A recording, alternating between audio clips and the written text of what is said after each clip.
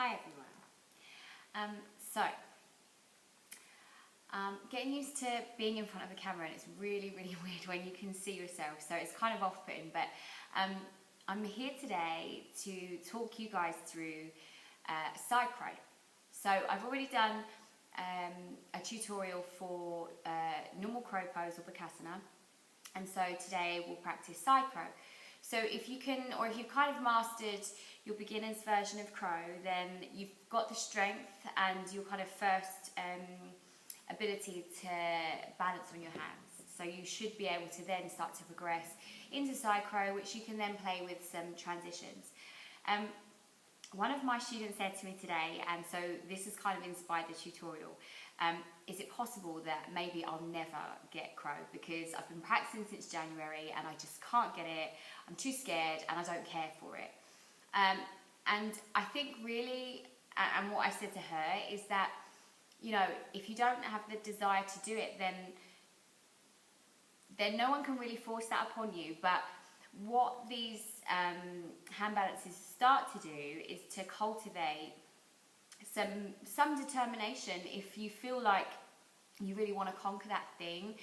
And what I try and encourage my students to do, if they hate it, is to push a little bit further into that discomfort. So I really feel like that feeds our lives off of the mat as well, and that's why I personally really enjoy playing with inversions, you know, and I'm still by no means you know, advanced in any of the inversions really. You know, there are lots of things that I'm still working on, but for me, I can't believe some of the things that I can do, and that's why I try and encourage people to just push into the things that they maybe like less in their practice, because I never thought that I could balance on my hands. If you would have said to me a few years ago to do something the same as lots of people in a class environment, I would think, no way.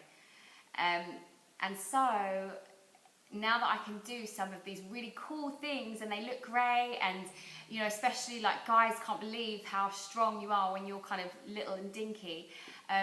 So you know, it's not all about looking cool or trying to achieve, because of course that's not what yoga is about. It shouldn't be competitive.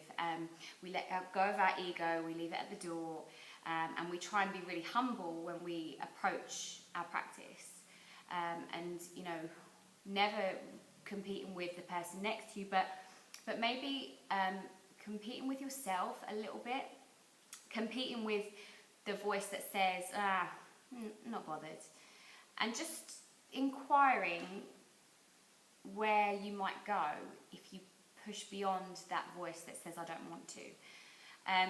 Because sometimes, and one of the questions that I asked a lot about ego in my teacher training is, we associate the ego with, or I did, with being egotistical, with somebody maybe being arrogant or overconfident or things like that. When I asked the question about ego, the ego is also the voice that tells you you can't. That's what I was taught. So the ego is that little voice in your head that says nah.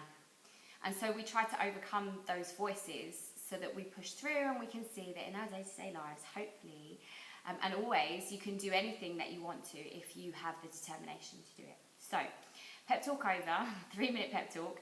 However, we'll start to practice on our side crow. So, you've got crow already, hopefully, and I have another tutorial, so subscribe to my Casey Yogini channel, which is the name of it at the moment, and you'll get all of the tutorials that I've done. So you've got crow pose, you've got the arms down, you can balance on the hands. So if you have this, and you can hold this for 5 to 10 breaths, then you're ready to start working towards side crow. So in a class environment, transition-wise, you'll sometimes come in from chair pose. So if you're in chair pose, here, or somewhere around here, or maybe you're in revolved chair pose, you'll come up onto your toes and bring yourself to this position. So, from here, we've already got this elbow, the outside elbow, digging into the knee. So then we place our hands, and the hand placement is exactly the same as if we were here going for crow pose. So we've come down from chair or revolve chair, or not, just place yourself with your knees together and then the hands.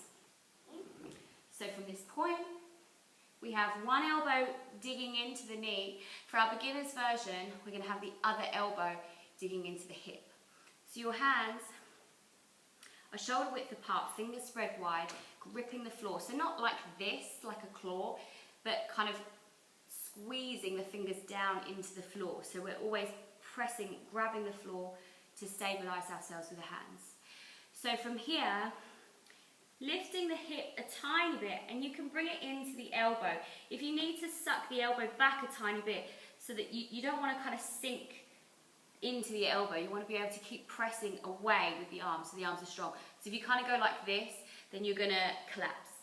So if you need to, you can pull the elbow back a tiny bit. So just finding your own placement, will each have our own unique proportions. So once you're here, coming onto the tiptoes, and exactly the same way that you do with your normal crow. So you've got the twist in your tummy, and then the chest comes forward, gaze is ahead. So keeping your gaze, and slowly, slowly start to bring the weight into the hands. So lifting the toes just a tiny bit. So from this position, again, you have hip resting on this elbow, knee resting on this elbow. So our upper arm bones are the shelf. Chest comes forward. So really lengthening the chest, even tipping the chin up a tiny bit if that helps you get that kind of motion, and the gaze is ahead. Weight comes into the hands, grip the floor with the fingertips, keeping the toes flexed or pointed so you're in control of all of the muscles. If you feel steady, slowly, slowly start to straighten out the legs.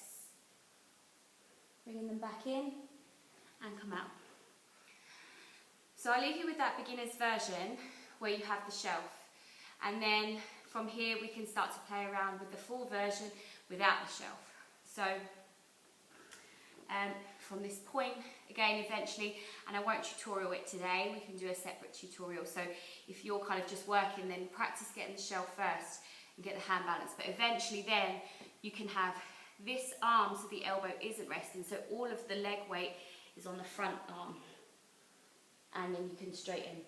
And the benefit of that is that you start to be able to then transition from one arm balance to the other. So step by step, there's really no, one thing that I've learned in my practice so far is there isn't a secret recipe, unfortunately.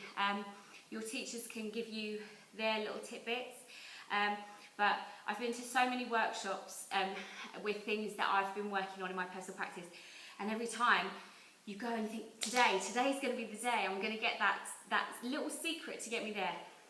Unfortunately, the only secret is patience and continuity. So keep it up, keep working on all of the things that interest you in your own personal practice.